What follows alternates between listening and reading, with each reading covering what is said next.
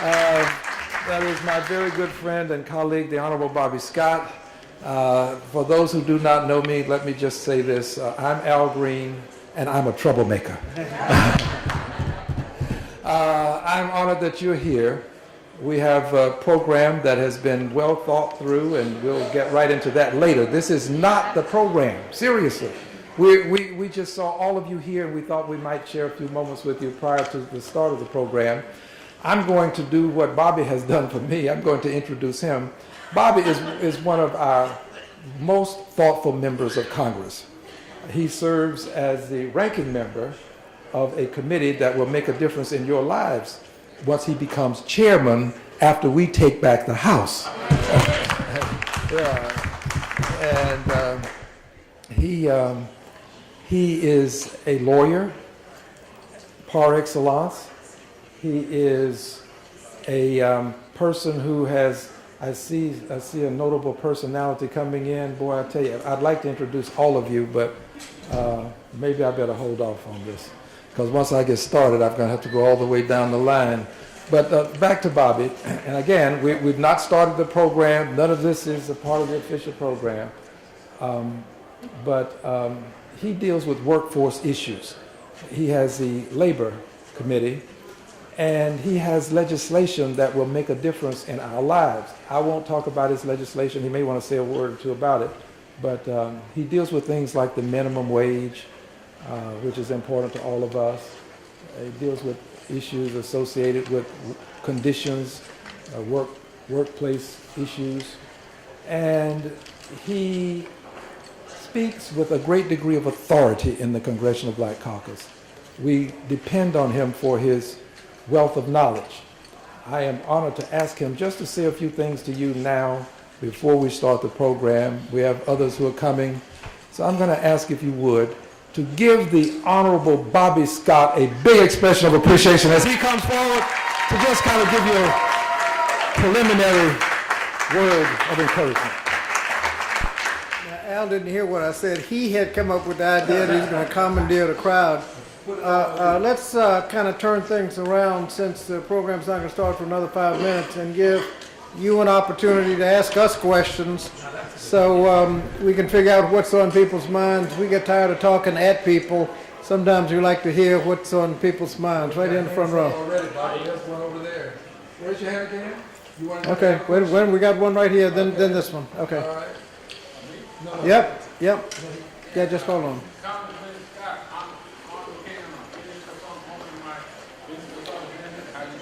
Good. Yeah, I have a question.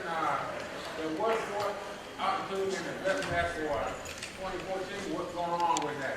What's going on with what? Workforce opportunity and investment act.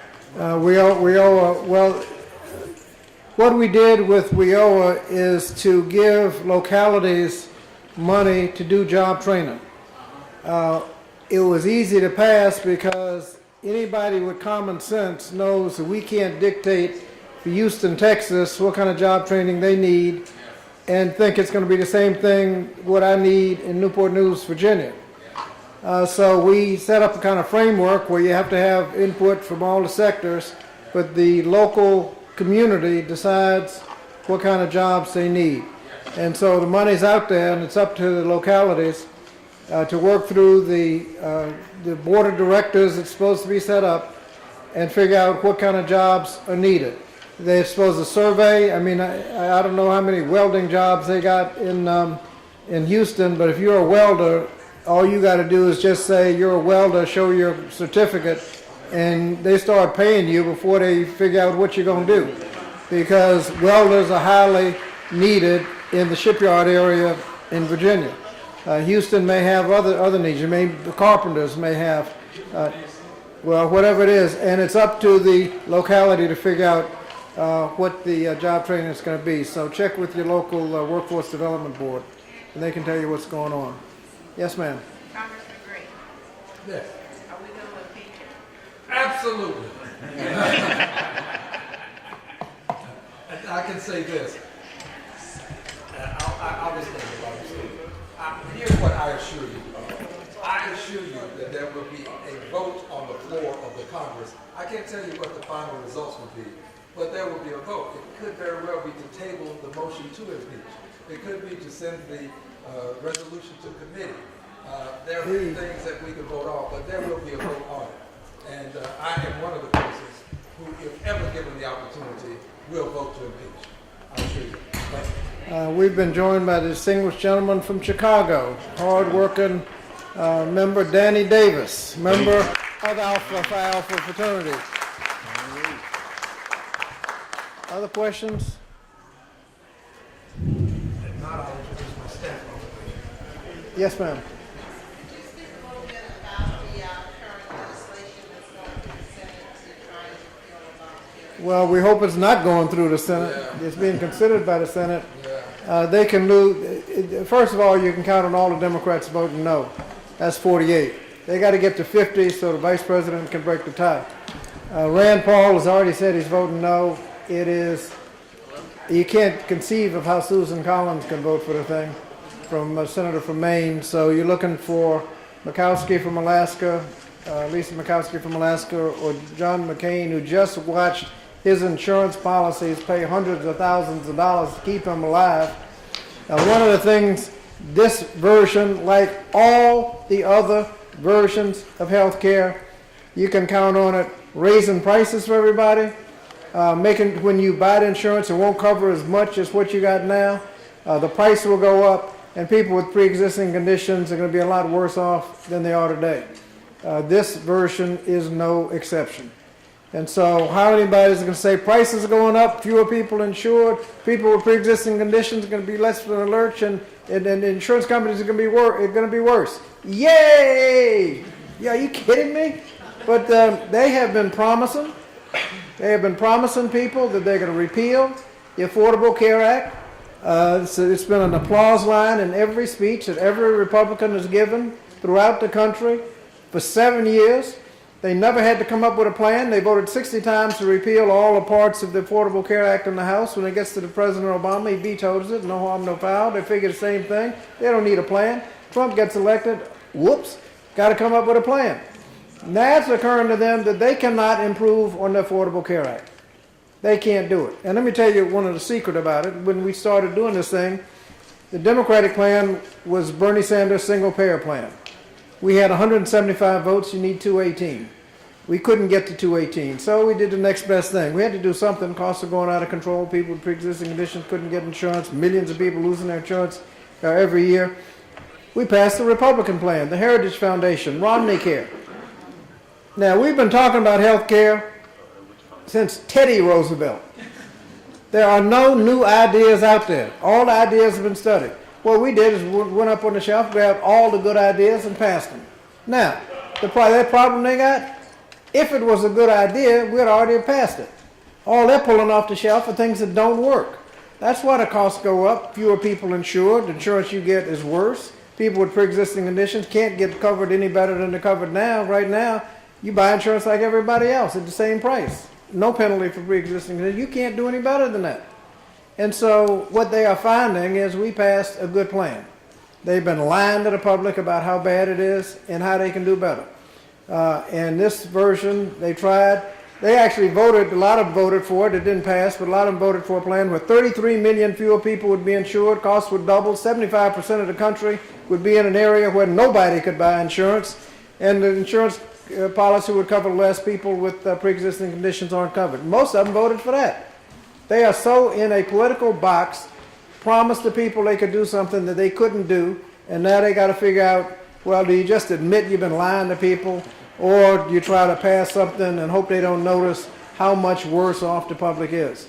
Now, hopefully,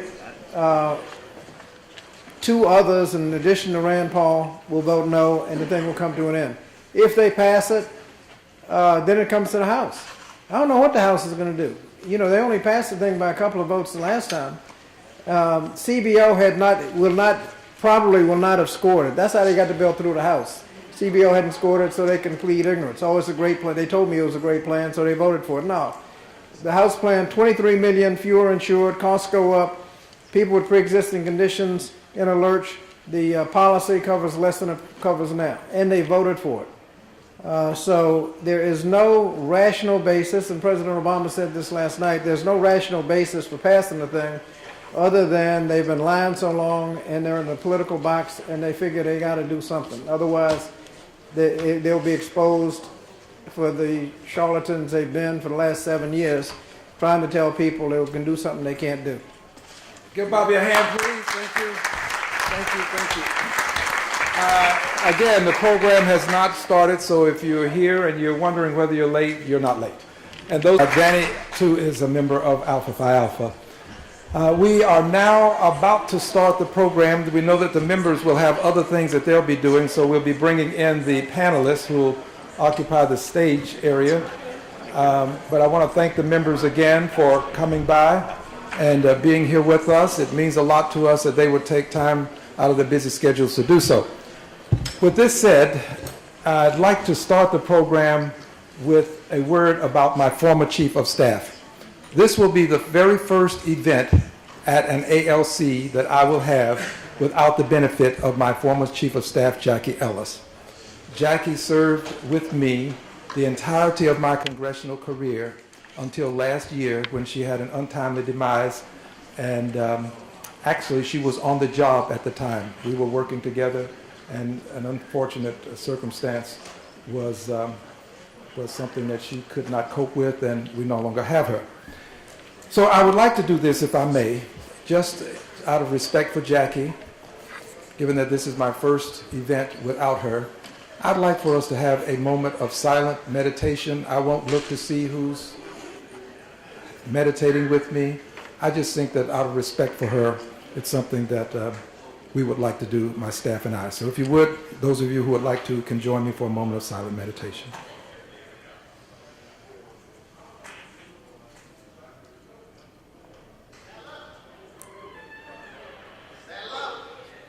Thank you very much. Now, as the program is about to start, we have a number of persons that are going to be a part of this program, and I'd like to start by introducing the person who is the president of Alpha Phi Alpha Fraternity. I'd like to introduce him because this idea for this event emanates from a meeting that we had with him. He is the catalyst, if you will, for this event, and I'd like to give him an opportunity to say just a few words to us. So at this time, let me say just a few words about him. He is a person who has many degrees, received his first degree from St. Augustine University, a university that he now happens to be the president of. I think that in and of itself merits an expression of appreciation because of his holding the presidency of a university that he graduated from. So show him some love for going back to the school that he graduated from. Thank you. He is also a person who has many other degrees.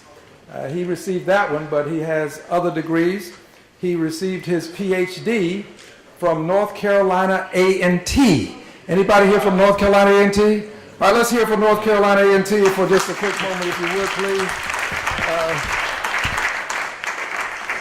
He also is a person who assumed the awesome responsibility of being president of our fraternity, Alpha Phi Alpha. Because he has done these many other things, I think that he merits the opportunity to have a word with us, and because, of course, he is the catalyst for this event taking place. So if you would, at this time, those of you who know him and those who do not, would you please give a very warm reception to the president of Alpha Phi Alpha. Come on up, Doc, if you would. Dr. Ward is coming up.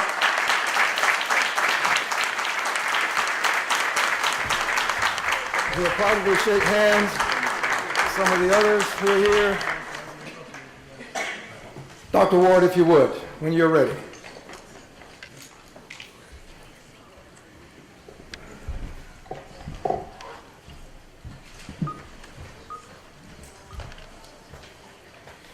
Let's give Brother Green and Brother Scott and Brother Davis a round of applause. Let's give them a round of applause. Now we are going to transform this assembly for just a moment. It's going to be the House of Alpha. In the House of Alpha, we give men of Alpha distinction a better round of applause than that. Let's give them a round of applause.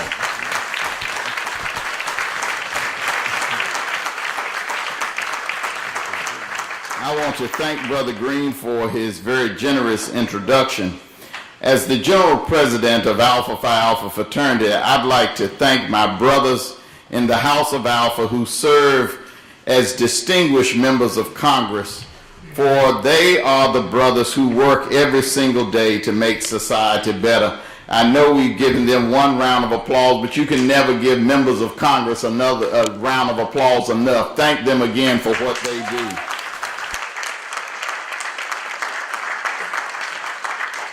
Our nation, and especially our communities, find itself at an extremely critical juncture in our history. In the wake of 8 years of hope and change and progress, we now find ourselves in the midst of division, white supremacy, crashing markets, and rumors of war. As our black boys and girls are killed without consequences, a funding stream for Pell Grants and HBCUs lie in danger. And they lie in danger of completely being done away with. And we need to fight more than ever to keep those services available for our young people. So where do we go from here? Politics or protest? Before serving my alma mater as president, and having served as the son of a precinct chair and a mother who was a registrar in the 1960s, I learned early that politics at the local level and at the national level make all the difference in the world. So today, as we gather as men of Alpha Phi Alpha and members of the general public, we are here to commit ourselves to the greatest usefulness for the causes of humanity, freedom, and human dignity. And I'd like to close today with the words from our Brother Martin Luther King. And I want to leave you with these words as we deliberate today, because what we do today is conversation, but tomorrow the action starts. And we've got to be about action in this period of urgency. And Dr. King said the following: if you can't fly, then run. If you cannot run, then walk. If you cannot walk, then crawl. But whatever you do, keep moving forward. Today, we've got to keep moving forward more than any other time before. So I say to you, let's start action. Let's start strategically doing what we need to do to make the promise of America for all citizens. We are not going back to the days of old. We don't care who's in the Oval Office. Thank you very much.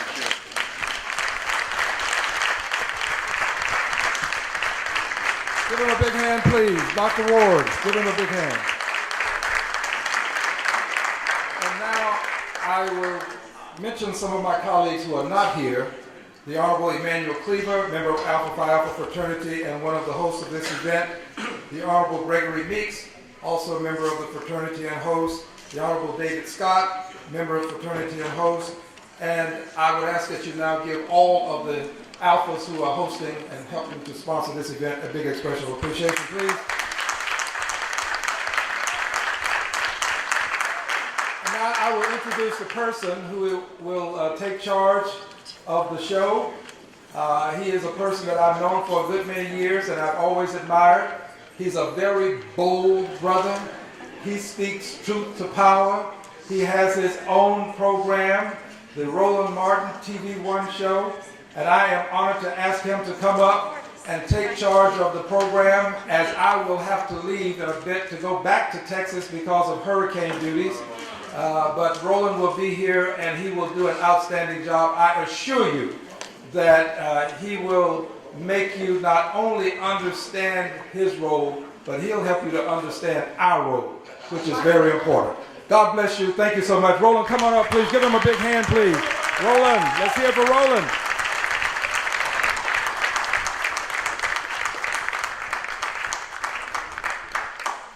right then. How we doing? All right then. Congressman Al Green, we appreciate it. Thanks a bunch. He said, I really do have to go. I'm like, it's all good. I got this. I get paid to do this. I ain't get paid right now to do this, but I get paid to do this. All right then. So let's do this here. We already have a couple of panelists sitting up here. Congressman Danny Davis out of Illinois. Of course, Congressman Bobby Scott out of Virginia, an Alpha man. The rest of our panelists, please step on up. Y'all slide right on up. After y'all take this photo, we ain't got nothing else to do but a panel. So, waiting all this damn time for y'all to take a picture. I'm just trying to say, that's why you do that before the program. But, I ain't no saying we still waiting for y'all to come on up here. We done with photos? We good? We good? Is everybody here? Brittany already causing problems. We got another panelist who's coming. I invited her to the panel. I ain't asking anybody, so I'm the moderator. You can do that. First and foremost, see, y'all wasn't taking pictures. We could have had the seats arranged right. Ooh, black people. For the purpose of everybody who's here, please go ahead and introduce yourself. We'll start to my far right. Brittany.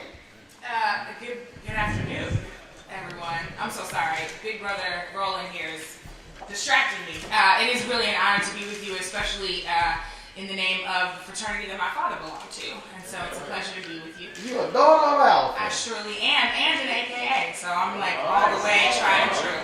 My name is Brittany Packnett. I'm a native of St. Louis, but I currently reside here in Washington, D.C. I was a Ferguson protester, continue to do activism on racial justice, have co-founded an organization called Campaign Zero, committed to ending police violence in America, and continue to do work both in education and to empower young girls and women of color.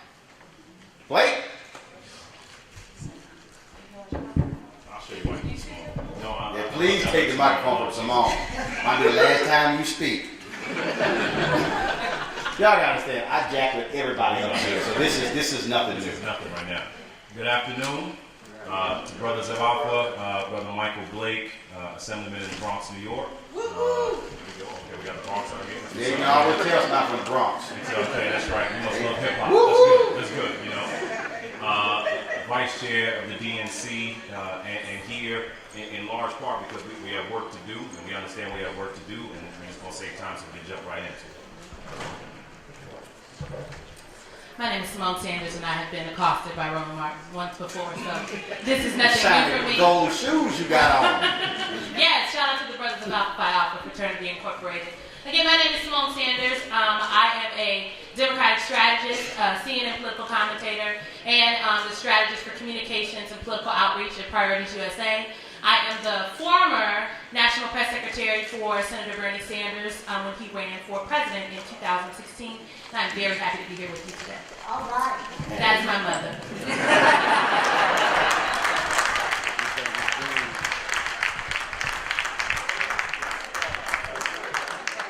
Just gonna bring your own section. All right then. And again, Attorney Monique Presley will be joining us shortly. They gave me a list of questions. I don't know why. They should know I was not going to read from those. And so we're going to get right into it. Any of you can jump in. And I'm going to start with this. It is interesting to me how folks always talk about what we should do, how we should do it. Let's have an event, let's have a protest and a march. Yet, most folks don't think about then what do we do the day after. So I want to talk right now first about mobilizing and organizing. From your vantage point and your experience, give me some examples where you've had to explain that to folks that tweeting is one thing, but literally doing the work of mobilizing and organizing, how that is what makes the difference when it comes to activism. Anybody can jump in. I feel like we should all defer to Brittany first on this question. So, the title of this gathering, policy or protest, to me in and of itself is a misnomer, because we really have to be talking about policy and protest. when Dr. King wrote the letter from a Birmingham jail, he talked about the need to create the tension so that the power structure would respond. If we do not create the pressure, then they don't respond. And all of the folks telling us to wait and to negotiate later don't recognize that if we don't make this inconvenient for you, then you will not pay attention to our injustice. So that's the power of protest. That's why we shut down the streets in Ferguson. That's why we shut down the streets last weekend in St. Louis when Jason Stockley was, we failed to convict Jason Stockley of murdering Anthony Lamar Smith. We continue to do that all around the country because if we do not create that pressure, we do not force people to answer. Thereafter, though, to your point comes this angle of policy. And you have to recognize that from the very beginning of this, we have always had demands. We have never just made this about protest. But people have gone after those things in multiple different ways. So when we co-founded Campaign Zero, we created a 10-point policy platform because I'm not going to let anyone else write the plan for my freedom. I'm going to write it myself. And so as we created that platform, we said, here are the ways to do that. There are 10 very clear policy points there on police violence, everything from training police officers differently to handling police unions differently to issues of implicit bias and everything in between. And then what we allow people to do is directly engage with that on the local, state, and federal level. So 2 quick success stories. One, the new mayor in Baton Rouge, who happens to be a black woman and who will save the world, as black women always will do. She was on TV one yesterday. Good choice. She, given her progressive stance on police violence and tackling this issue head on, especially after the death of Alton Sterling, actually took our use of force suggestions at Campaign Zero, our entire platform on use of force, and it is now the policy in Baton Rouge. We've also seen that happen in Sacramento just recently. So if anybody tries to tell you that the movement has no wins, tell them that's a lie. Tell them to go to joincampaignzero.org and you can see exactly how many bills, there's been over 60 around the country, have been passed that have at least 2 or more Campaign Zero policies within there. So remember, it is never just about protest and it is never just about policy. We recognize that this work has to happen from every single angle and we need to use every single tool we have at our disposal to win. And Mike, when I talk about the day after, the reason that is critically important is because, again, you can have thousands of people at an event, but if you don't do any data collection, all you've done is just have folks get together and you did nothing with that moment. I've consistently said that when you look back on the Million Man March, the 10th anniversary of the Millions More movement, and the 20th anniversary, to me it still made no sense to have that number of people gathering and you don't collect data. So after the event, now you know how to mobilize and move people. So if you needed people to attend a council hearing in this city or a school board meeting here, now you have a database to build from. As somebody who worked on the Obama campaign and also now a public official, again, speak to how critical that is, the mobilizing and the organizing part of protest and policy. It's necessary. You know, the reality is people don't take it seriously if you just show up for one day. You can actually show what happens after that. You know, you see, look at New York as a perfect example. Gathering for Justice, which was in large part supported by Eric Belafonte and the Justice League NYC. The reason why Carmen and Tamika and Linda and Bob Lane have been so successful is we weren't just going to show up for one march. It was going to be, here's the numbers we're showing up with. Here's how we're going to have impact across the board, economic, policy, organization, etc. And we'll be able to demonstrate that when you don't mobilize with us, there will be impact on that as well. And so there was a 10-point plan, same way, and Brittany was mentioning what was happening in Missouri, did the same thing in New York. But this is not new to us. The reality is when you look at what was happening in the 60s, it wasn't just marches that were happening, but you had to have economic boycotts happening simultaneously to demonstrate what was happening there. Even in present day, you look at Atlanta, Atlanta was able to make the progress because you had Maynard and Andy Young and Kasim saying, look, you will not do these things at all unless you are mobilized within our communities and be able to show that data that comes from that as well. And so for us as elected officials, I'll say folks all the time, if you can't quantify it, it's not real. If you can't demonstrate to me how there's progress happening, it's not real. It's just a theoretical exercise at that point. And so the reason why we've been able to see some pieces happen as it relates to criminal justice is we all know this is not the first time we've been seeing injustice happen. People are just seeing it in a different level, in a different aspect. So when we have the hashtags, so we've been using at the DNC, Rise and Organize, for example, we can take those impressions and say, you know what, this is how many people got involved in a tactical way. We had 212 people that were mobilizing when events were happening in Boston. So you have to make it real in that aspect. But the last piece I'll say to this is, we have to make sure we have a very clear plan that we lead with people when everything is happening. One of the main reasons why the Women's March was so impactful and successful is you had, 6 million women and allies mobilizing on that day, but then there were the 10 actions for the next 100 days. And so we can mobilize and have a very concrete game plan of what was happening so that there's accountability, so you can take it back into communities. And we have to make sure we can't just keep showing up for CBC and having a good time for 4 days and not doing something for the other 361. And so the reality is, what are we doing when we go back home? How are you going to be activating and mobilizing folks when you go back home? What are you going to do to go to the Hill and tell these folks in Senate that how dare you even talk about trying to take my health care away again? And make sure we have to be tactical. We can't just be about the party, we got to be about the protest.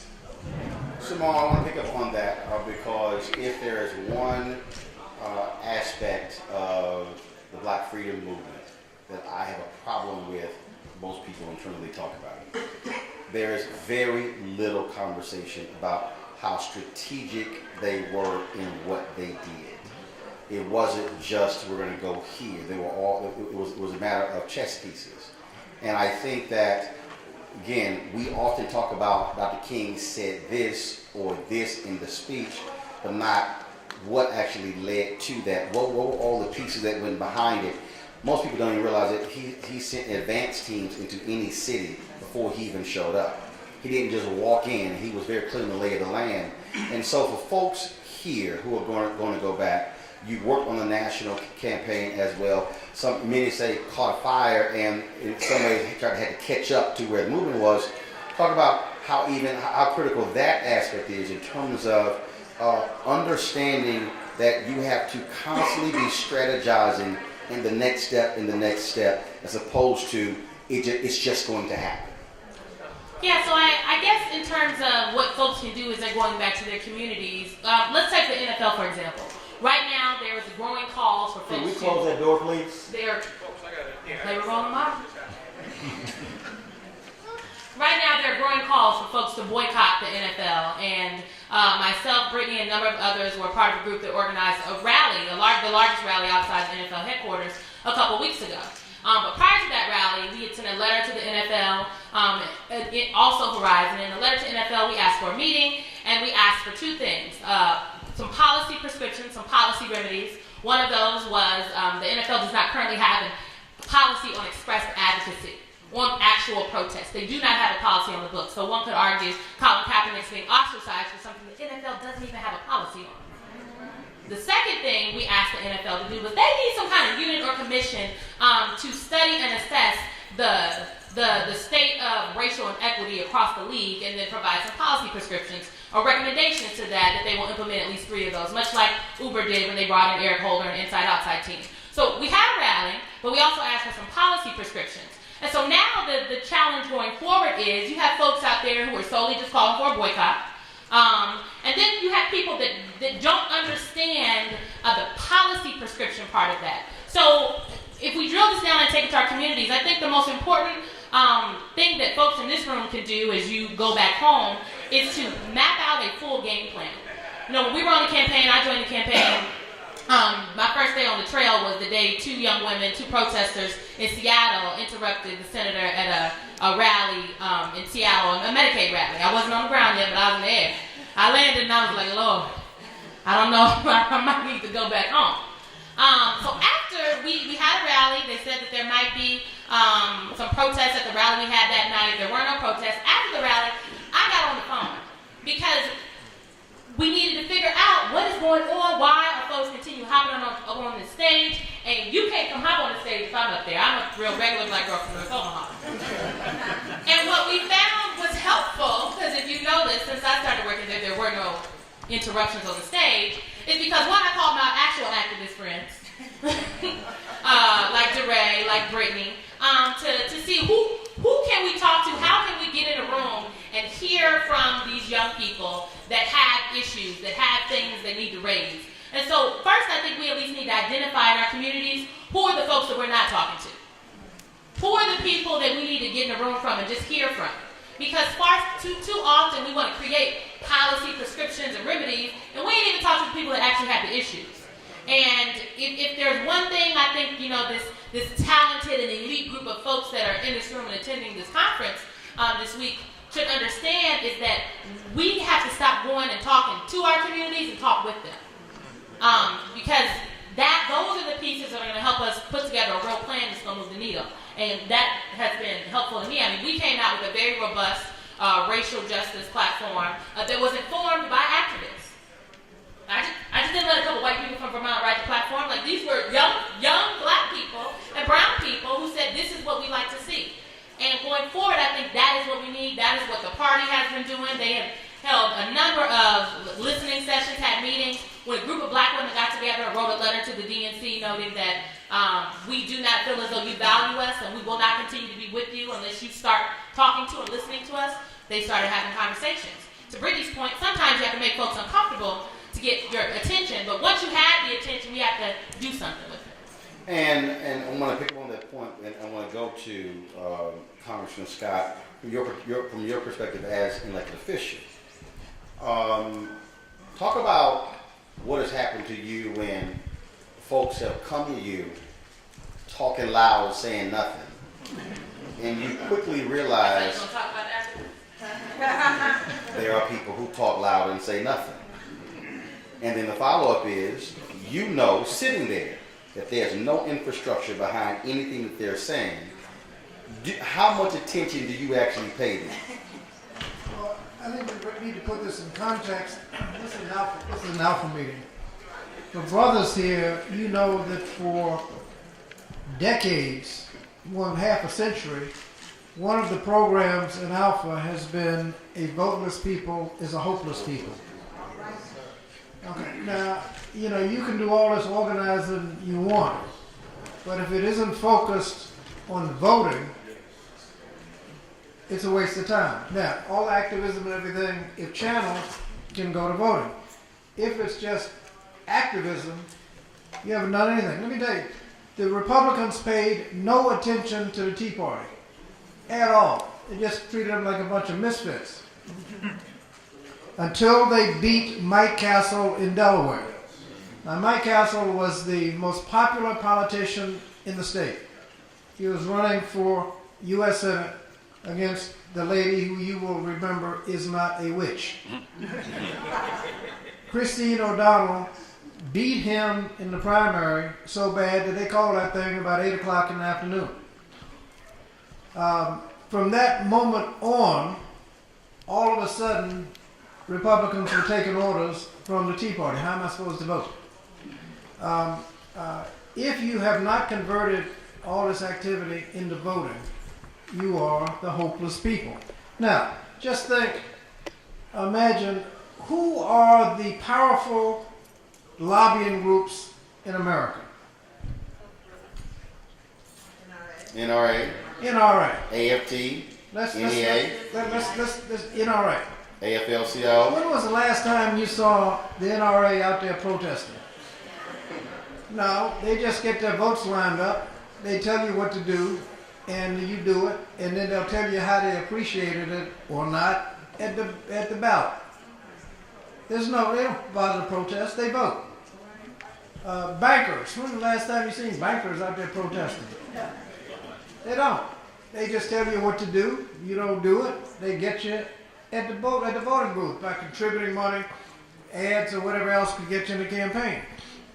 We need to make sure that all of this activism, and I think you talk about useless, I think the most useless group was a bunch that was out there protesting the day after the election.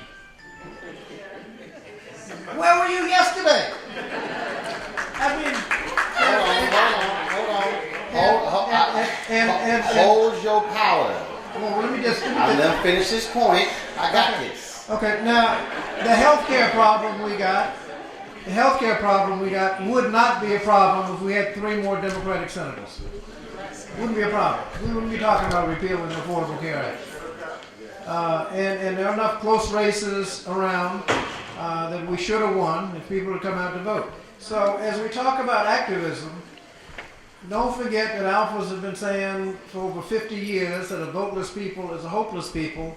All this activism has to be channeled into voting, and that's when you start paying attention to people. Now let me pick up from there.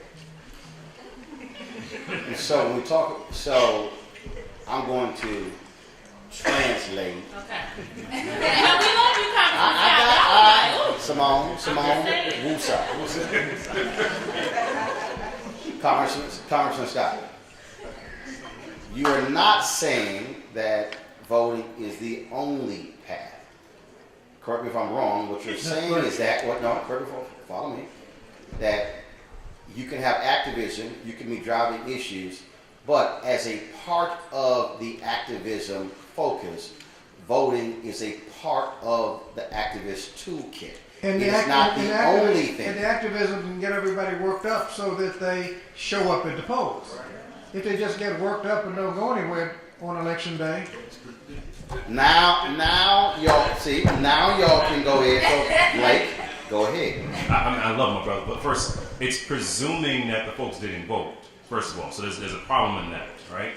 It's second, this is a fundamental issue we're having right now. We're almost looking down on people for mobilizing their energy that's out there, as if speaking up against racism and misogyny and discrimination is wrong. There's nothing wrong about that, and we can't assume and presume just because someone's active they're not voting. Now, I didn't say that. Well, I didn't say that. I said if you have the activism, it ought to be channeled into voting. And just activism without the vote, people are not going to pay attention to it. But when they see people out there, they see 1 million people out there and suspect, oh my God, last time a million people came out, they went and wiped out the whole Senate. Next time you come out, you will have an impact, and they will listen, just like the Tea Party. Now, just like the Tea Party. Let me add this, and then Brittany, you can pick up on it. But let me add this piece, and you can pick up on it. I will say this, that one of the things that I have witnessed when I've had various folks on radio or television is that what some activists don't do properly is connect public policy with who's in office. So follow me. So folks are angry about the Jason Stockley decision in St. Louis. But Stockley chose to have a judge render the decision over a jury. When I had a guest on the air, I asked, is that judge in St. Louis appointed or elected? Appointed. Some places, those judges are elected. So when people are complaining about judicial decisions, I then ask, did you pay attention to who you were voting for, who were running for judges? The average person says, I have no idea who these folks are. And so I do believe that as a part of the activist piece, it's tying in clearly how everything you're talking about, there's a public policy or a politician attached to it, and you can't ignore that part. Let me make a quick point. Congressman Scott, real quick, then Rick. The judge, even if he's appointed, somebody appointed him. That's who you need to talk to. And how did the police officer become a police officer? Elected officials let him be a police officer. That is a political process. Or in the case of, hold on, follow me. That's what I'm saying. I need you to breathe. Because the only reason we have to walk through this because most folks don't know. If you have a city manager form of government, the city manager hires the police chief. The city council hires a city manager. And so folks say, well, let's go after the police chief, but if you don't deal with the city manager, you hire the police chief, and the council hire the city manager, you can't deal with the police chief. Some places, the city council is a strong mayor form of government, and the council, largely the mayor, will select who that particular police superintendent is.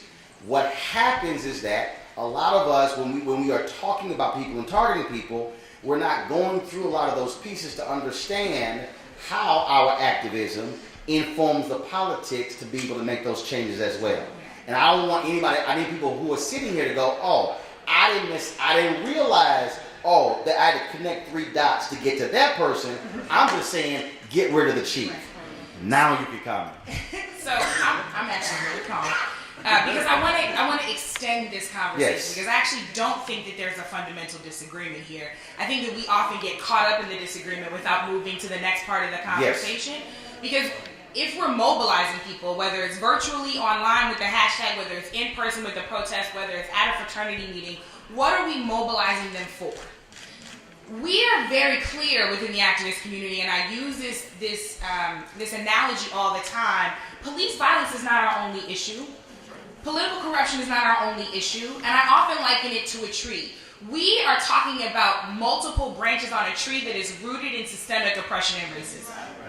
The roots are rotten, and so therefore the fruits of the tree are rotten, right? And they're rotten in inequitable education, they're rotten in unequal housing, in the prison industrial complex, and all of the things that we're talking about. Our goal is not to break off a single branch or to fix one piece of fruit. It's to uproot the entire tree, right? But we can't stop at the unrooting. We can't stop at the battling. We actually have to plant in its place something that bears fruit for all of us, correct? So how do we do that? What do we mobilize people for? I will say 3 things. One, it is policy engagement. Not just on voting day, but at the school board meeting, at the alderman meeting, at the city council meeting.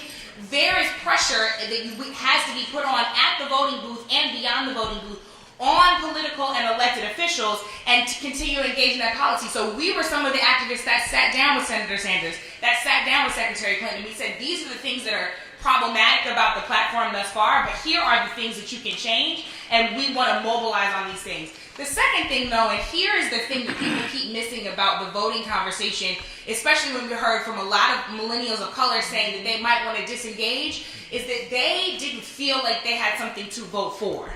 They were frustrated that people were telling them to go and vote for the status quo, right? We weren't hearing that thing. Instead, we were coming with a message that many felt was condescending, and that if you were 18, 19, you don't want to engage with somebody who's telling you vote or else, right? It's not to say that the vote is not critically important. It is to say that there's a more effective message. If you talk about St. Louis, we have to talk about the mayor's race in St. Louis. So Tashara Jones should be mayor right now. She lost by 888 votes. She's currently the treasurer of St. Louis, but she stood in position to be the most progressive mayor in the history of our city, the first black woman to hold that office. But what happened? The black vote was split. Because when we were mobilizing, folks were not organizing behind the scenes to make sure that we had a clear single candidate to get behind. And I'm going to tell you the truth. It was unfortunately some black men who wouldn't move out of the way.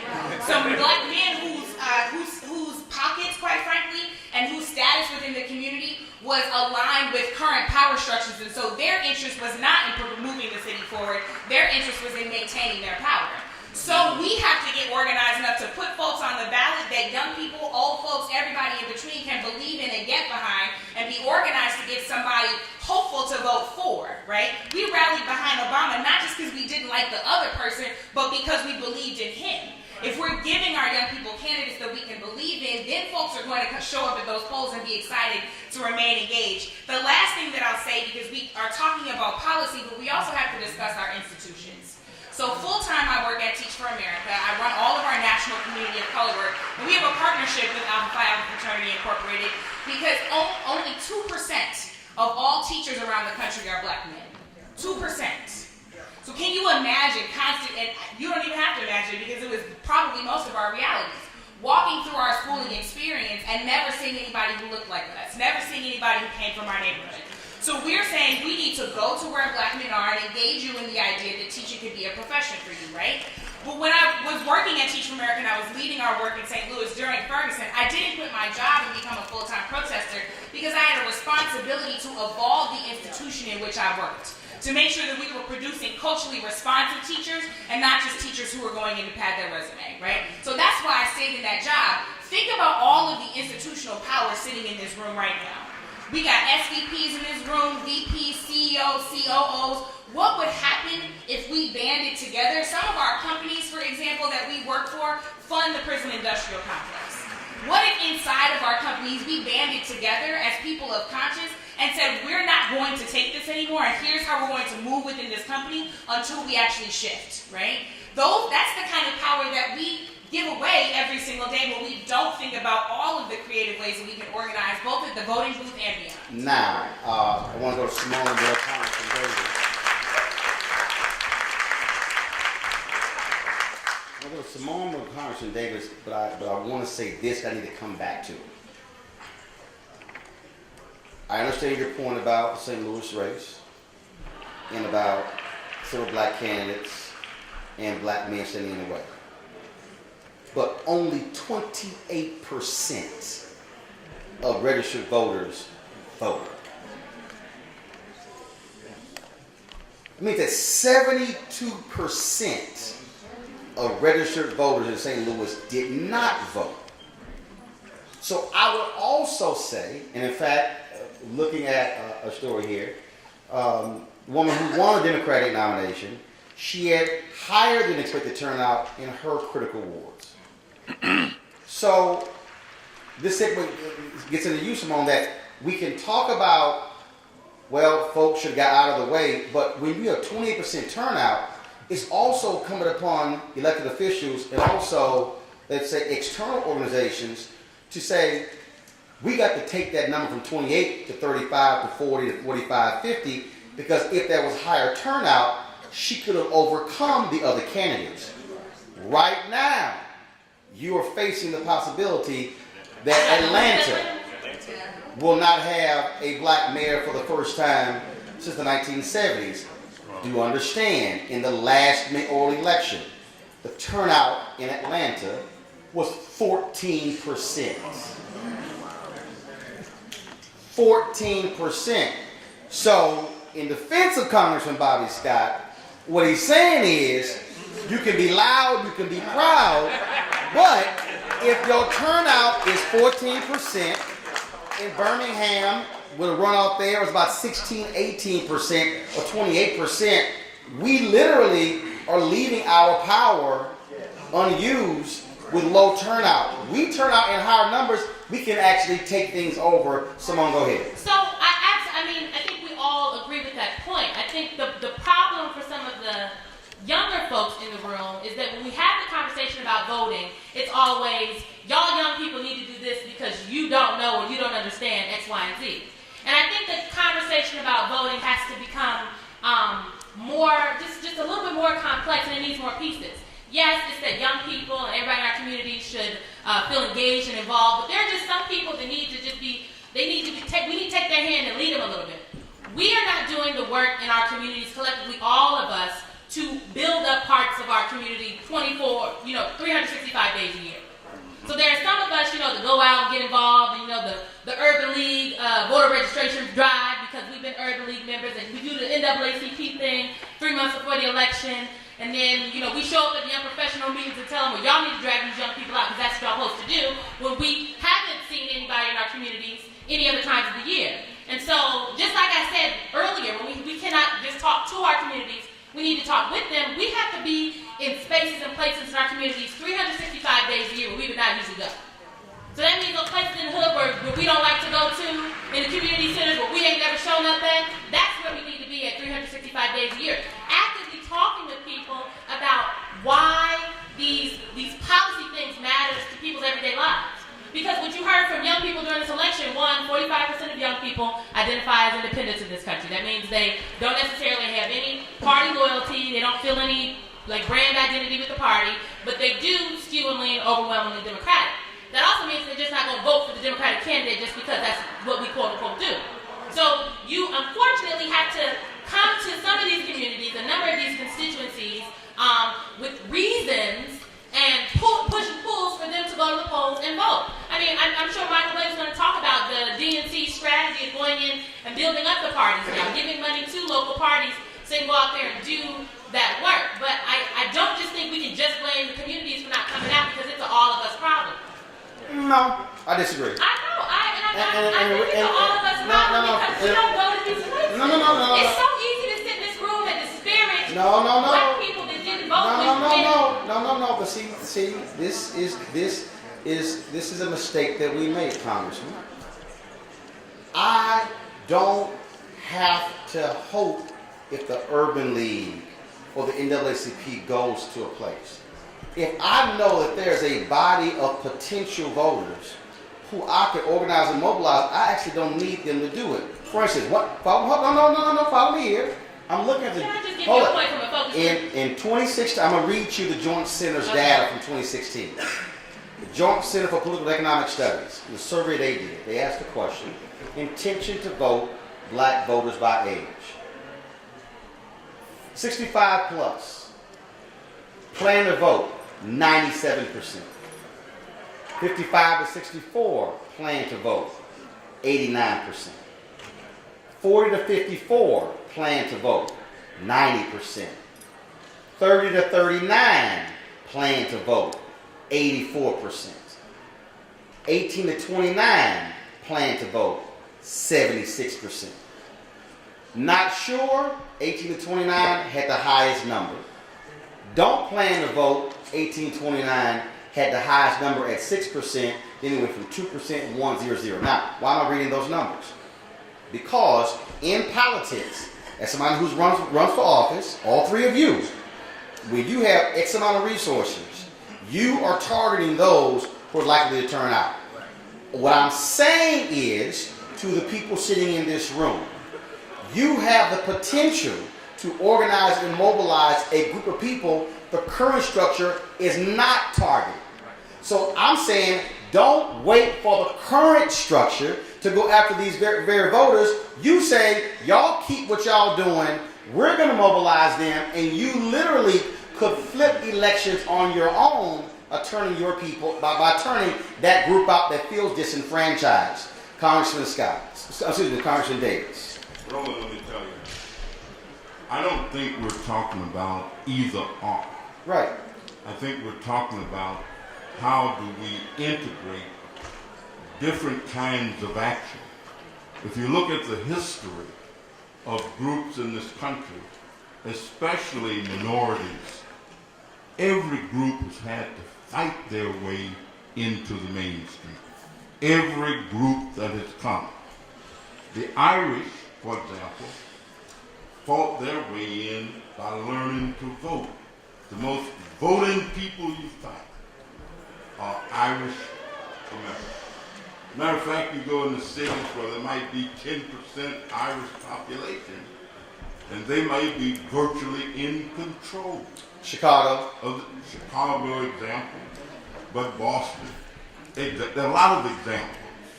There are a lot of examples around the world and around.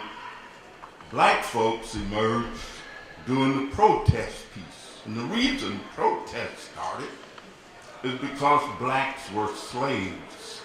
And they started protesting even then.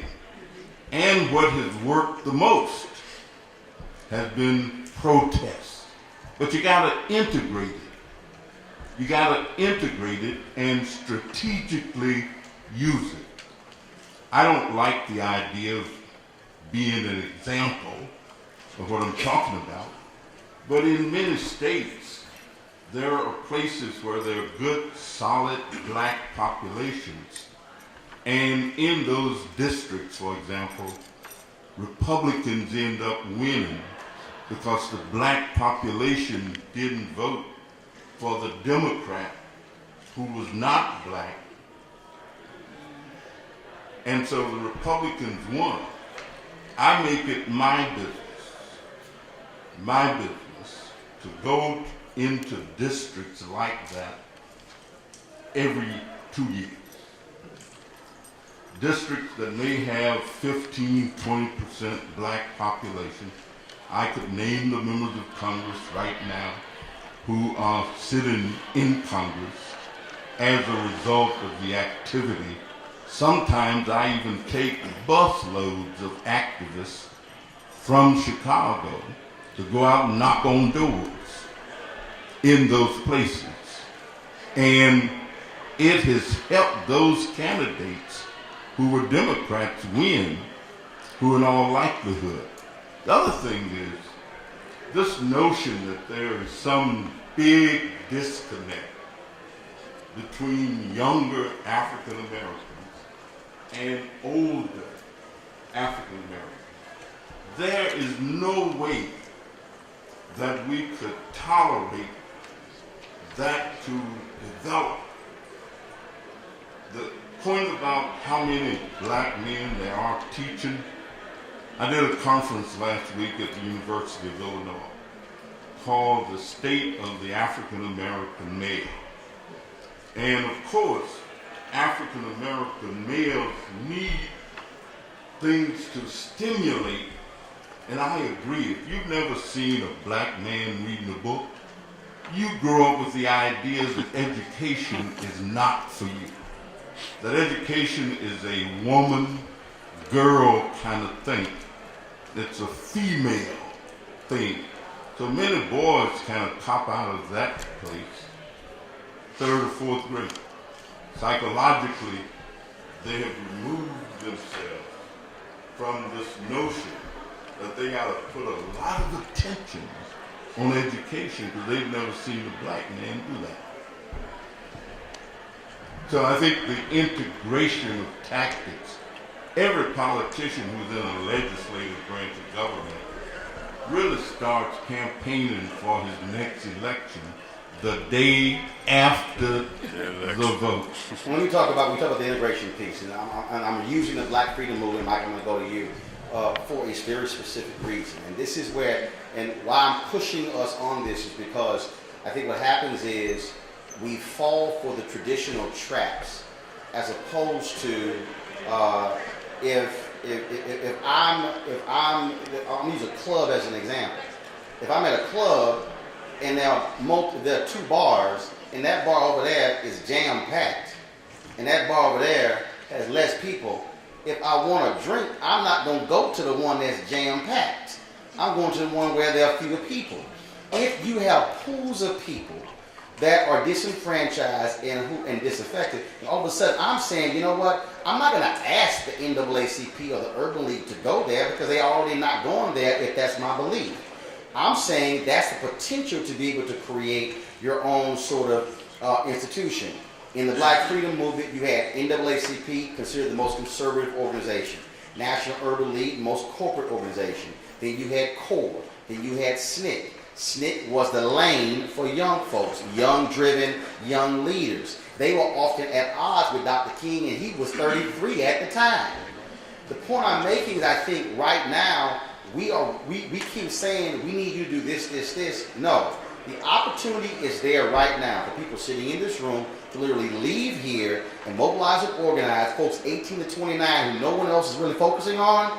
And if that group begins to change how they vote, first not to change how they vote, begin to vote more on a local level, school board races, state reps, state senate, city council, county commissioners, you could flip elections just in that group while everybody else still sleeping. Blake. So, yes, but I want to make sure we agree, and yes, we have to make sure we're talking about how to mobilize different communities. But I want to make sure we focus on, when we're having a conversation around politics or protest. Last year, we couldn't just continue to say Trump is bad. We didn't tell people why we were good. Right? We got to make sure that we're in an environment right now for the first time, we're showing up at the CBC for the first time in 9 years, where we don't have Obama as our president, and you have an absolute disgrace as a president right now, and we got to be figuring out what are we doing in this environment of a Trump, of a Pence, of a Sessions, of a Pruitt, all who are attacking us in every different aspect. And so, yes, we need to simultaneously make sure that the organizations, which I want to push back and make sure that it's only going to sound like the organizations haven't been doing the work. Organizations are doing the work and mobilizing. But yes, we need to make sure other folks in the room are amplifying millennials and others as well. Now, what does that practically mean? Now, the data that was mentioned by Roland, yes, it is factually accurate, that was just mentioned. But let's also make sure that we can't ignore, to Brittany's point, that candidates matter. In North Carolina, where they elected a Democratic governor, Donald Trump's radio ad on black radio the entire time was just Hillary Clinton's voice about super predators. We can't ignore how that has impact on different communities where folks make a tactical decision on what's going on in that aspect. We can't ignore why folks are not excited right now when they feel like economic net worth is actually going down in our communities. College-educated whites have seen their net worth go up 88% versus college-educated blacks even going down 55%. So how do we transition this when folks leave from here?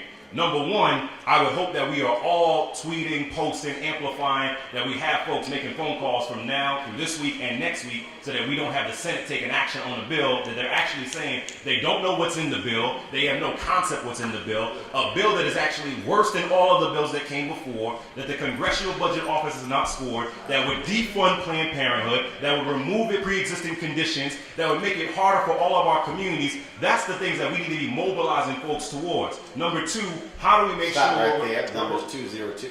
202-224-3121. I got that down too. Everybody here don't know. Well, I was about to get there. But I'm speeding you up. 202. We've been hearing and waiting and everything like that. 202-224-3121. You should be tweeting that, posting that, everything. Number two, to your point, Roland, of how do we make sure we lead from here? Let's make sure we lead from here and put resources to different organizations on the ground that need and should deserve the support to get to another level. What are you doing to help higher heights so we get more black women elected? What are you doing to make sure you put support around Emerge? What are you doing around Collective? What are you doing around New Leaders Council? What are you doing around the different organizations that are training folks? For us to understand the opportunity, we can't just talk about Congress, which yes is important because we have 24 pickups we have to have next year. But mind you, there are 23 seats that Republicans sit in that Hillary Clinton beat Donald Trump in.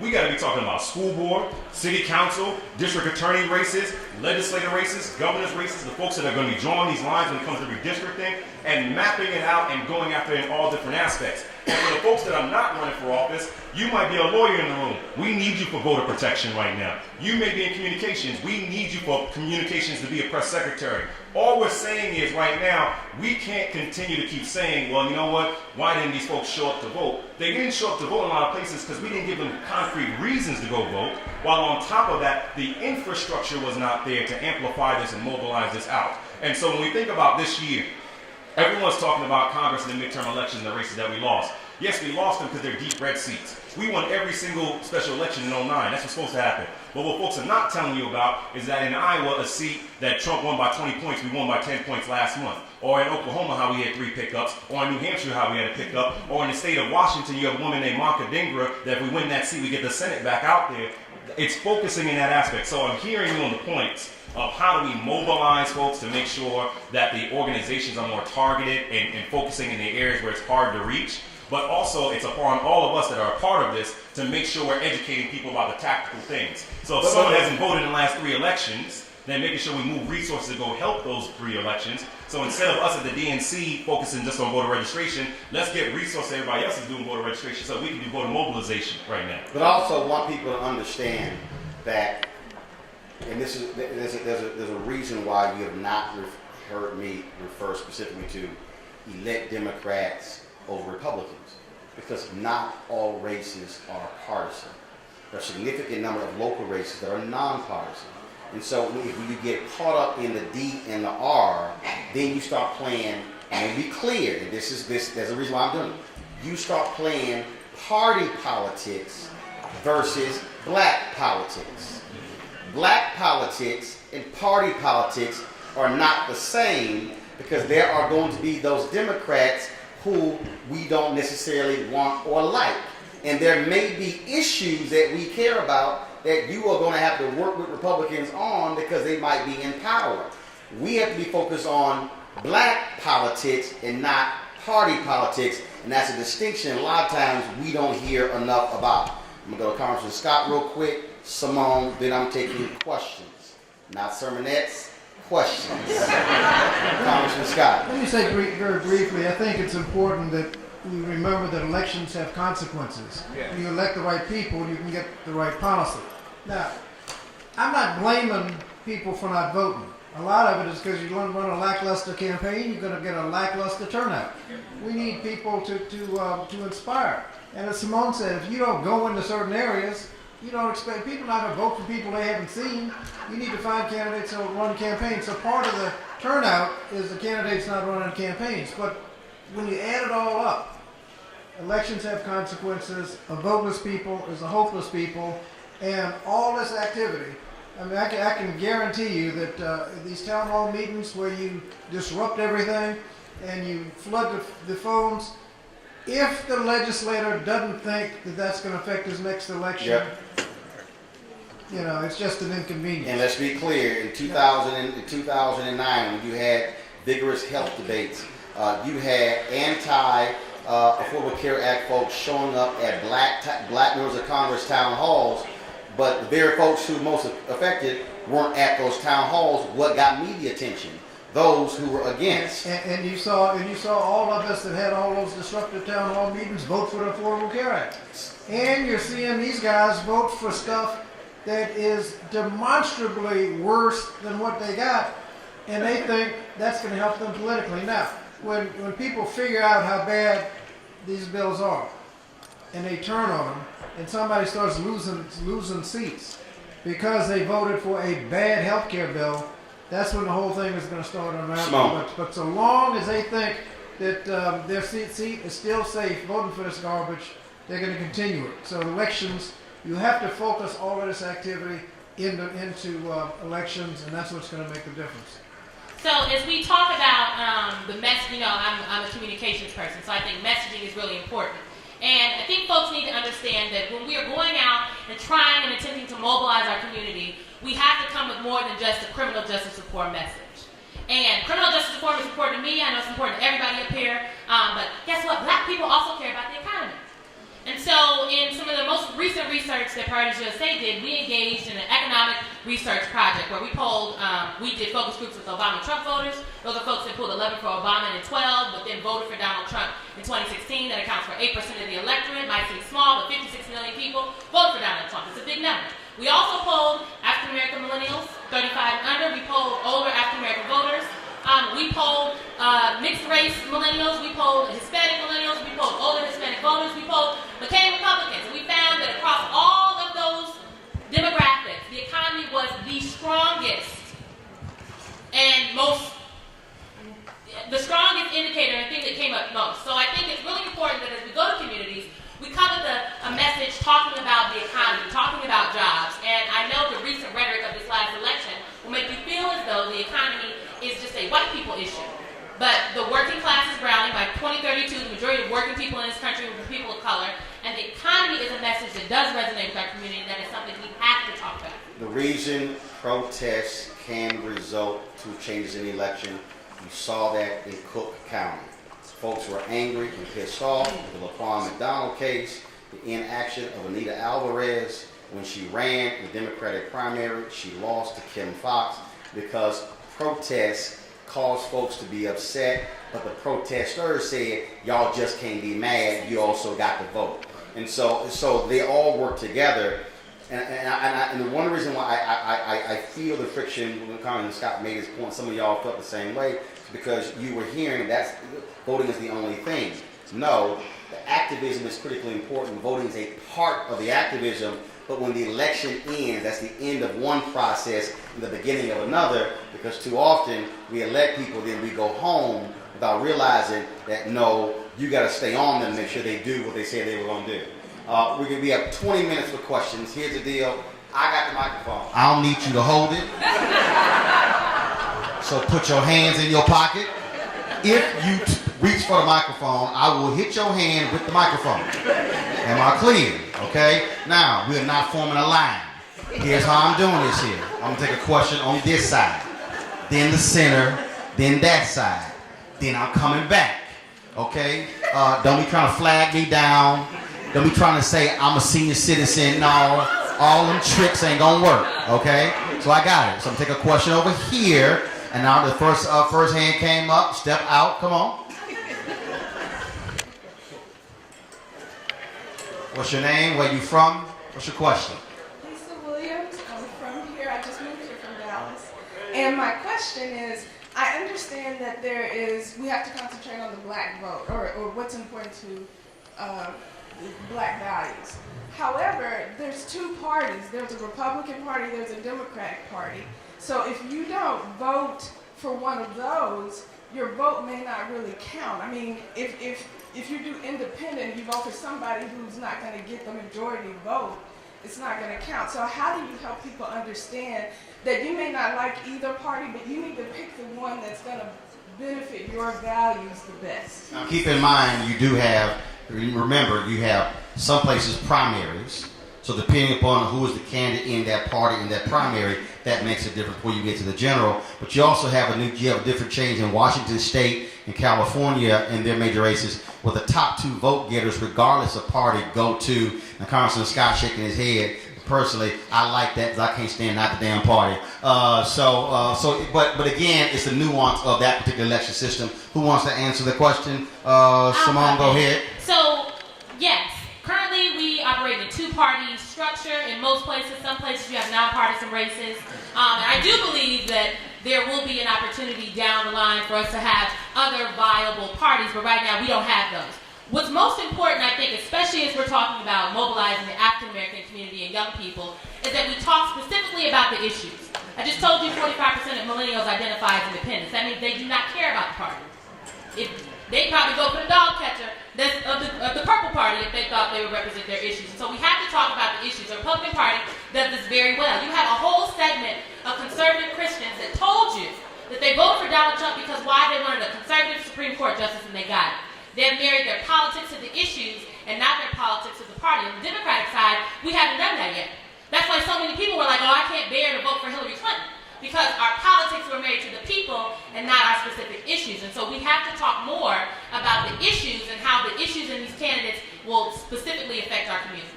This is also why the voting process does not start on election day. Because we have to seize and create every opportunity. We have to influence a candidate's platform. That's why when people told us not to meet with the candidates, and I was like, I'm sorry, these folks are running for president, and they darn sure will know what I believe and what I need to be on their platform for me and my community's future, right? Our organizations can have scorecards on the issues that matter to us. Our churches can get together and say, if you want to come here and speak to my parishioners, then you have to tell us what you think of these 3 issues, because that's what's important to the folks in my pews. We have the power to demand that they answer the things that are important to us before election day ever comes. We have to hold people accountable 365 days a year. Which is also why, and Simone knows this, and it was no fault of her own, that's one of the reasons why I whooped Bernie Sanders' ass left and right when he wasn't talking to black folks for 6 months. He came to us after New Hampshire. I'm like, bro, it's a little late.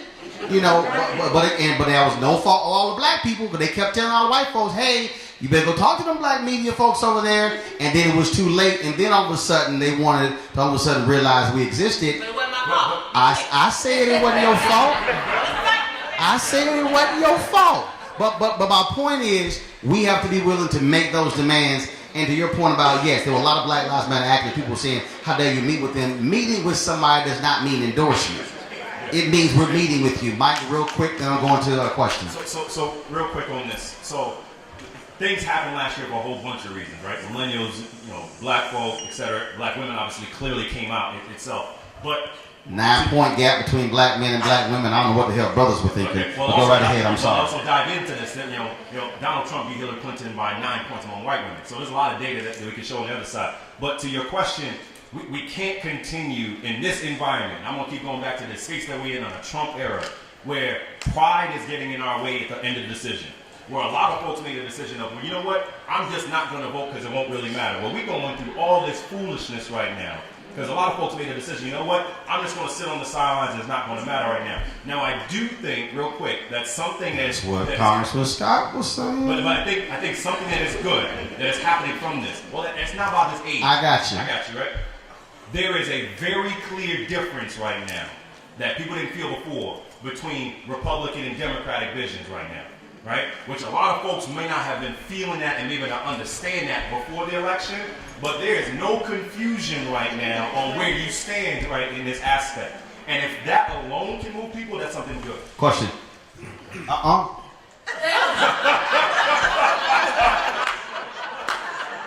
Behind your back. Behind your back. Assume the position. Okay, my name is Asa Gordon. I'm Secretary General of an organization called the Sons of the United States Colored Troop, as liaison with the African American Civil War Memorial, to honor the legacy of those who fought in the Civil War. This year's recipient, last year's recipient of the Justice and Civil Rights Award for my advocacy of the voting rights legacy of blacks who fought in the Civil War. One statistic and one practical solution. Statistic: the highest percentage of blacks that voted in the presidential election was not for Obama. It was ex-slaves for Ulysses S. Grant. The voting age population that voted for Obama was 57%. In 1868, it was 78%. Those slaves, this is 3 years before the Voting Rights Act, blacks were allowed to vote for president. Voting Rights Act of 1866. Civil Rights Act of 1866. In 1868. I want you to understand, Ulysses Grant lost the white vote. The first president to win the election based on the percentage of blacks voting was Ulysses Grant. Question. Now, the question is, one question is, why is it that slaves turned out in a high percentage? While they were being gone to the poll, they would be lynched. Whereas my brothers had no risk of being lynched, and we turned out a low percentage for the first black president, but more ex-slaves voted in the first presidential election. And it better be 20 seconds. All right, hang on. Taxpayer voter ID Act. If the documentation is good enough to take my money, is good enough to take my vote. Everyone who is paid their federal income tax in the state is automatically registered to vote, and the state is required to send every taxpayer in the state a voter registration and voter ID card. All right. Congressman Davis. I call that getting to the basement and thinking you're in the penthouse. There are many African Americans who feel that we're doing all right, and they're doing all right, and that we've made some progress. And that progress means that I can sit at home. I don't have to go to the meeting. I don't have to be bothered with that. I can get what I need from YouTube. I can get it from somewhere else. And so the level of activism has decreased. There are many places like Chicago, for example. We used to have very powerful community organizations. TWO, Woodlawn Organization, no longer pretty much in existence the same way. We had the Midwest Community Council, a woman we used to call Mother Teresa, headed it up, Nancy Jefferson. But almost any community, there was a large, broadly based community organization that pretty much determined the thinking of people in those areas. So what you're saying is that one of the things, so what we have seen is that we have gotten away from our grassroots or community-based organizations, and when it comes to voting, we have relied on citywide, party-driven apparatus, and that's why I'm saying, so here we are, September 2017, Mike made the point about also, and Brittany made the point also about funding as well. If we're talking about local races and midterms next year, that means the very people in this room should be thinking about how are we organizing and mobilizing outside of a party apparatus and not waiting for a candidate to do it, because the reason Harold Washington was able to even run, because he said, y'all get X number of people to register to vote, then I'll run. He didn't think they could do it. And then when Lou Palmer and others did it, he said, well, damn, I guess I got to run. So if we are mobilizing and organizing right now, when we get to March and April for primaries and then come to the general, we've already lined our people up, but we can't wait until June to go, oh yeah, let's get ready for November. Question. Roland, let me just say one thing about the importance of organizations, because the voting, so some of the decisions you make are tough. We had, you're voting for an independent candidate that can't win and essentially wasting your vote. Should you vote for the best candidate on the issues if you don't think they can win in November for the nomination? I mean, there are a lot of strategic decisions that have to be made, and without some grassroots organizations help guide, people left their own devices, and you end up not effectively using the votes you have. And I have been challenging Divine Nine, because what we're seeing is, out of all of the black, if you look at all of the organizations in the black community, there's no other entity that has the level of sophistication of fraternities and sororities. Follow me when I say sophistication. International leadership, national, regional, state, grad, undergrad. When I challenged the Divine Nine in 2011 when it came to the Ohio voter suppression bill. All the presidents looked at me like I was crazy. They said, y'all need to go back and challenge your chapters. They went back. There were 120 Divine Nine chapters in Ohio alone. If each one of those chapters said we're going to commit to getting 1,000 signatures for that petition, Divine Nine could have been responsible for more than half of the signatures they needed. And so the exact same thing happened. So what's the point of us talking about we're an Alpha or a Kappa or AKA or a Delta if we got that much power and then we're not using it? That to me makes no sense. Question. My name is Robert Benson Brown, and I'm from Washington, D.C. All of us know the importance and the value of tithing. Not everybody. How do we translate that spiritual tithing into political tithing and the importance of contributing to people who share our views during elections? And not only that, but also support those who may be running in a different area. I gave money to Michael. I've given money to others. We need also to send our dollars across to other campaigns that can support what we do locally and within our own states. Go ahead. I give you one specific person. Obviously, I know Congressman Scott can amplify. Everybody in this room should be helping Justin Fairfax in Virginia. Yeah.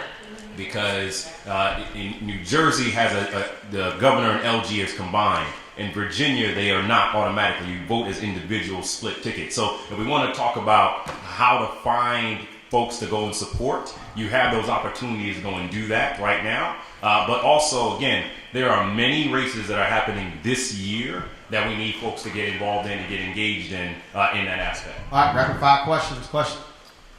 Good evening, everyone. My name is Larry Scott Blackman. I'm actually president of the Harlem chapter of Alpha Phi Alpha Fraternity Incorporated. And I actually put a lot of what you're saying to use. I ran for office in Harlem. I ran for city council. I did pretty good. Raised the most money. I went to the Mike Blake School of Fundraising. But the question, it's a very good school. The question is this. What I found, and I campaigned in a special election in the winter, which anyone who runs for office knows, campaigning in the winter is not easy. And what I found, the disconnect that was discussed with younger voters was around politicians appearing disingenuous. I'll give you an example. Hillary Clinton went on Hot 97 and said that she carries hot sauce in her purse. She actually does though. Hold on. Let him finish. Now, the people that whether she does or she doesn't is not the question. The issue is the young people that I speak to and the ones that are articulate enough to state their position say, where was the hot sauce when you were attacking Barack 4 years ago or 8 years ago?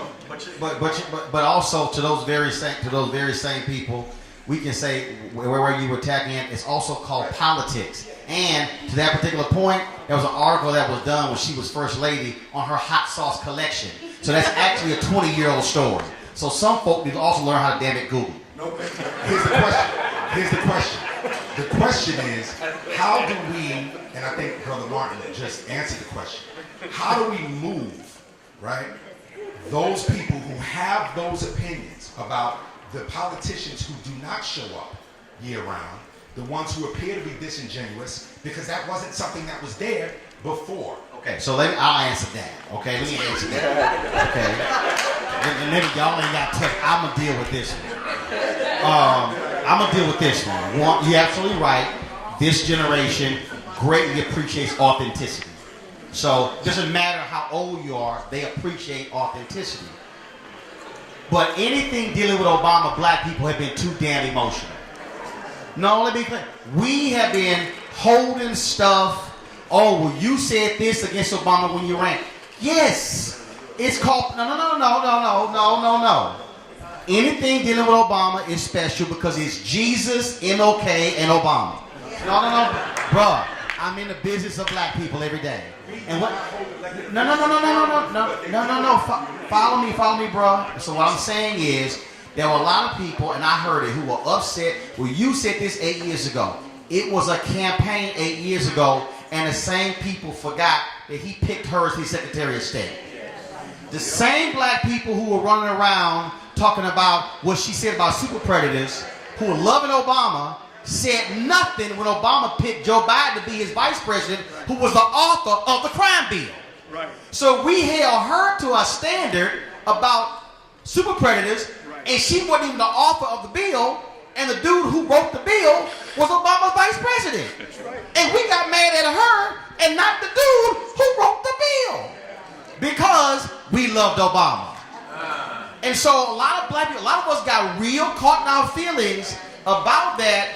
And I'll ask you this, how many folks right now would rather have a Hillary Clinton attorney general than Jeff Sessions? That's what I'm saying. Roland, let me respond to Right that. here, and I got one question over here, and then The way I respond to it, and what I try and display to people that I'm trying to get to vote, is that you're not voting for the candidate. I don't vote for other people. I vote for myself. I'm saying when I vote, I am not voting for the recipient of my vote. I'm voting because I believe that that person is the best choice for me to represent the issues, hopes, the aspirations, and I could give less than a damn about what he did 20 years ago. All right, I got you. All right, so we were going to take another question, but there's somebody here who, and I'm glad President Ward just told me who he is. I am a firm believer in appreciating our folk who put the time in terms of leadership and made it possible for us to do what we do. If any of you understand SNCC, understand civil rights movements, understand true teaching about true mobilizing, organizing, we have somebody who was at the vanguard of that, led the Nashville movement, Reverend Dr. Jim Lawson, who's here. Step on up, brother. Come on up. I got you right here.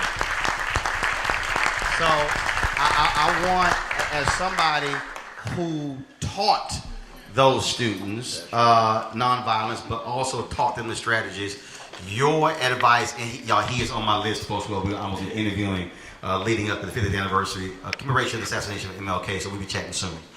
What will you tell the folks sitting in this room they should be doing when it comes to protest and policy, mobilizing, organizing now, so when we come back next year, they should give us a report? What would you tell them to do? You can hold the microphone. No. You can hold the microphone.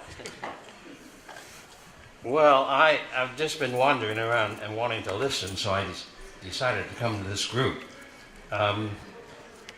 You're asking me a huge question. And I'm not even sure how to begin.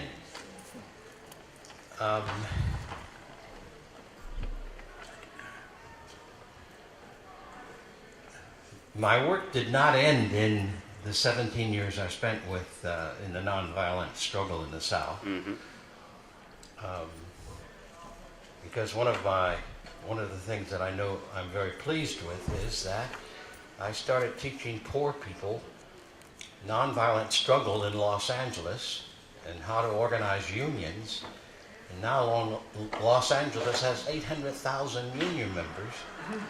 The second largest and most dense city in the United States with labor union, when California was a bitterly anti-labor, anti-union organization. That's happened in my lifetime since about 1980.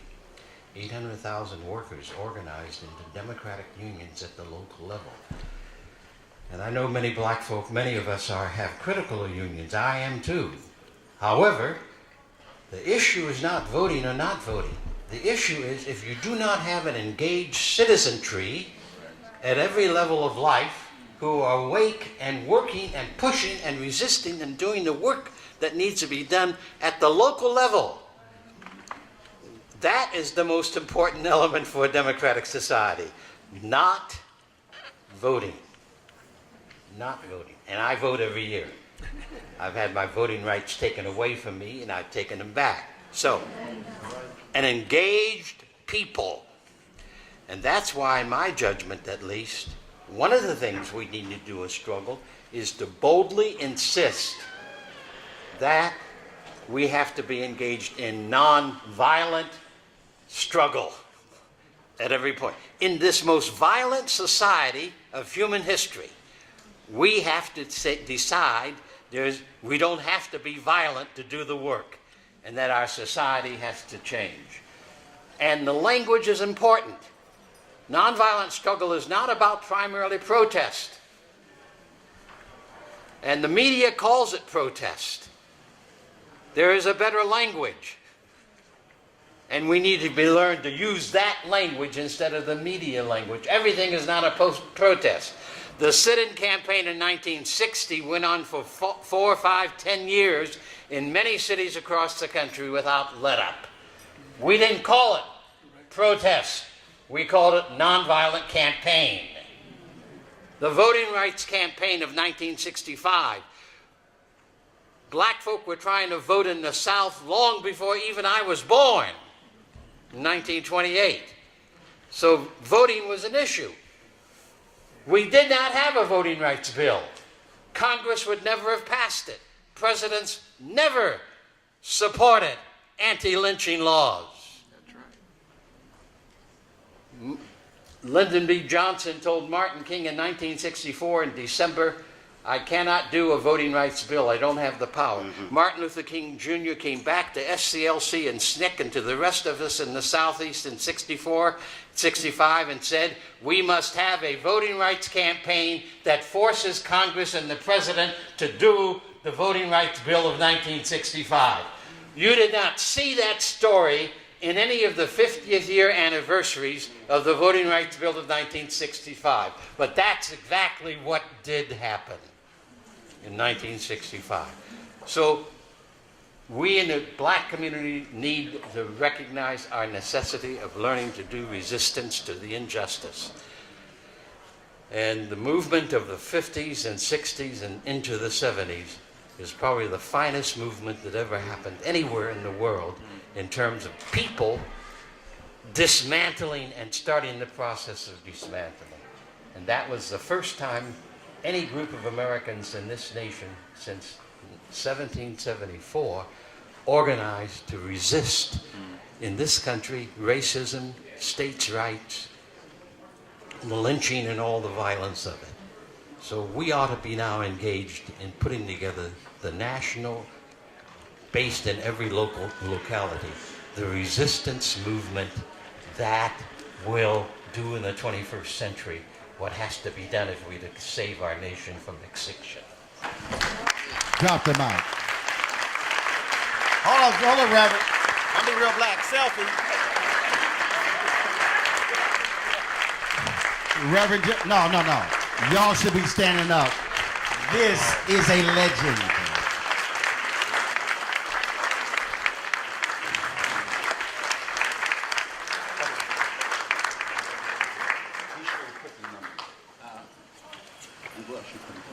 Okay. Folks, that concludes our, ain't nobody talking after that. So y'all just put y'all hands down. That ain't gonna happen. Give it up, Congressman Daddy Davis, Congressman Bobby Scott, Brittany Packnett, Michael Blake, Simone Sanders. We thank all of you for coming. Thanks a bunch. And we also, we recorded this entire deal, the video and the audio. And so I'm going to be podcasting this so you'll be able to hear, you'll be able to download this entire session. Just get the Roland Martin Unfiltered podcast because we want other folks to hear what just took place. Thanks a lot.